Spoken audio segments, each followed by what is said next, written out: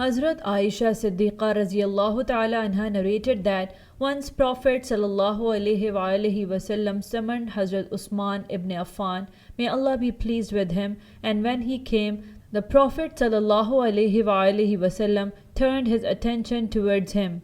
Towards the end of the conversation, Prophet ﷺ placed his hand on Hazrat Usman's shoulder and said, "O Usman, soon Allah will clothe you with ashur. If the hypocrite want to remove it, do not let them. Stop them even if you have to seek my help 3 times." Hazrat Usman radiallahu ta'ala anhu, who narrated the incident, mentioned that he asked Hazrat Aisha Siddiqa radiallahu ta'ala anha why she had not mentioned this before. She replied, "I had forgotten about it." Subsequently, Hazrat Nu'man conveyed this narration to Hazrat Amir Muawiyah, but he was not satisfied merely by Nu'man's report. Therefore, Hazrat Aisha Siddiqa radiallahu ta'ala anha wrote a letter to Hazrat Muawiyah stating the details of the hadith and sent it to him.